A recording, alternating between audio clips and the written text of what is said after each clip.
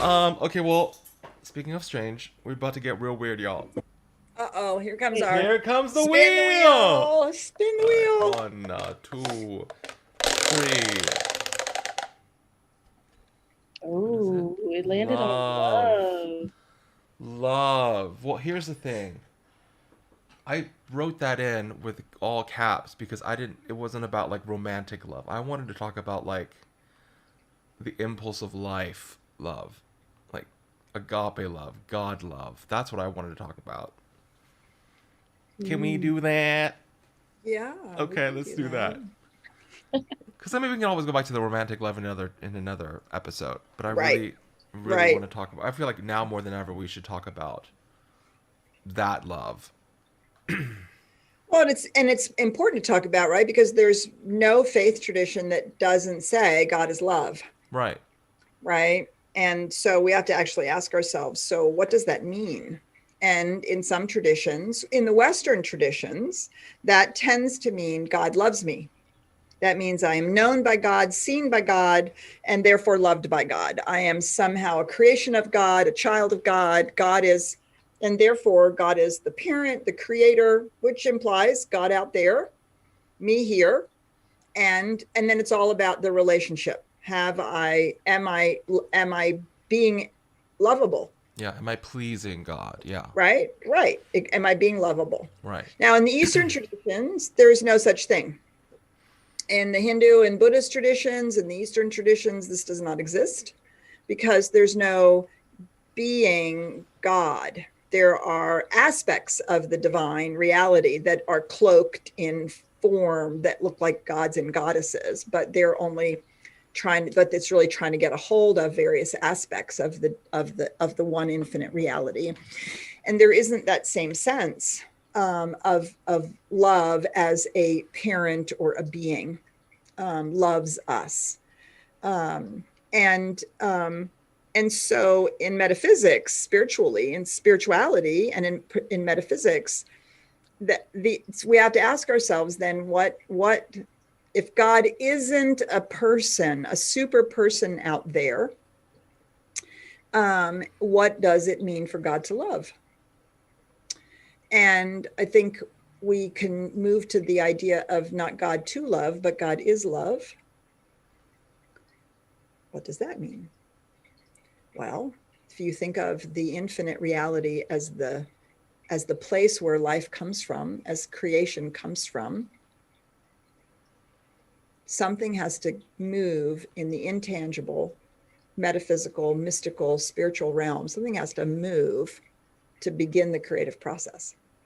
Something has to bring creation into being, right? From the subatomic level, you can think about it as something has to cause the electron to want to wink into existence, right? Otherwise, you just have a field of potentiality. So there has to be something, a movement, something, right?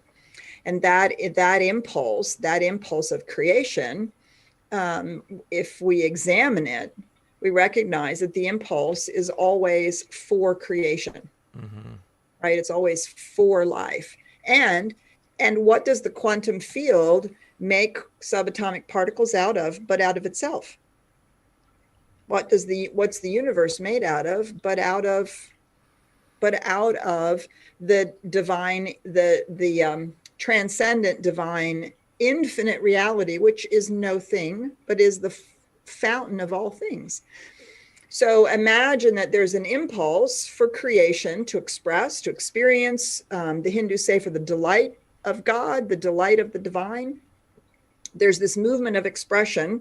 The movement of expression is always for more life, and everything that's needed for that life is already given. It has the impulse and the possibility for creation has become its own creation, has given all of itself into creation so that creation can express and experience. So everything is given, everything that is needed is given, everything that has been created out of, from, made from, and imbued by the one infinite reality.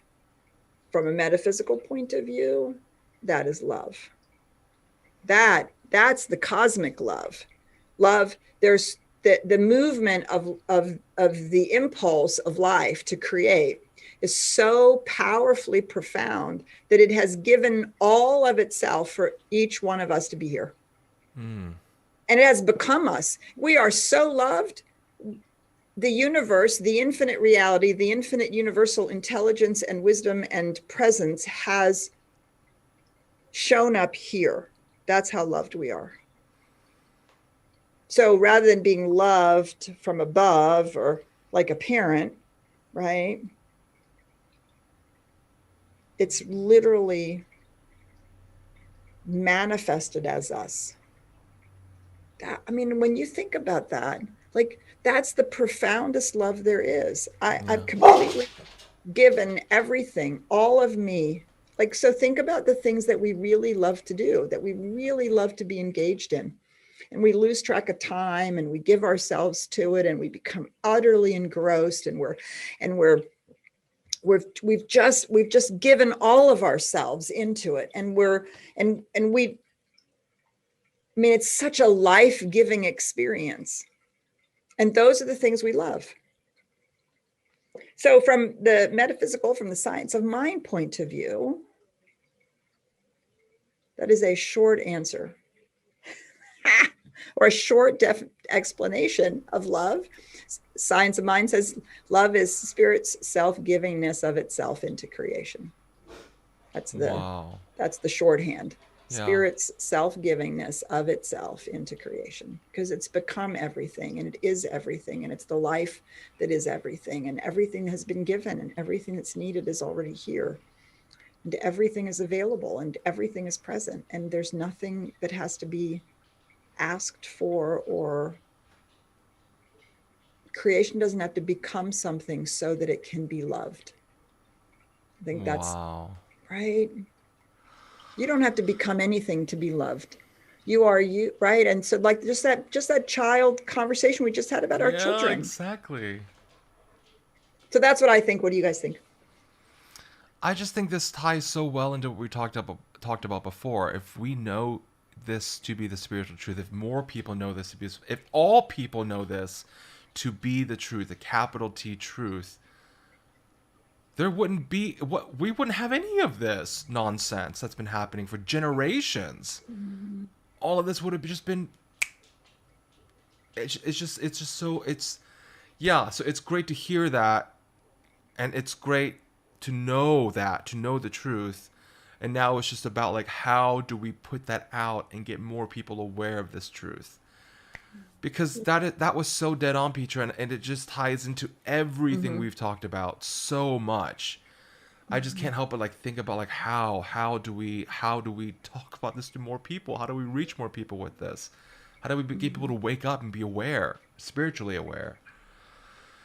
What about you, Shakira? I mean, just listening to you, Petra, I'm over here like, oh, like I know, I'm like, yes. I'm like, oh, she's sweet like honey. And it's just how it feels to me too. Yeah. Yeah. And I mean, even in the Ifa tradition, we look at love in all of the Orishas, but we also look at love as an entity, which is Oshun. And so that is the honey feeling. And she's so giving of herself, and she's prosperity and abundance and vitality and the moving of the waters and the freshwater rivers. And I mean, it is, yeah. I'm just feeling all of that, and I'm just if we identified ourselves more in that context, we could be from that context. And that's why I say I give so much thanks for the re-education, because when we re-educate our minds that we are not from a place of sin, we are not created from a place of negativity, right? We started in pure ecstasy, pure love, right. I mean, somebody had to be doing something. I'm just saying.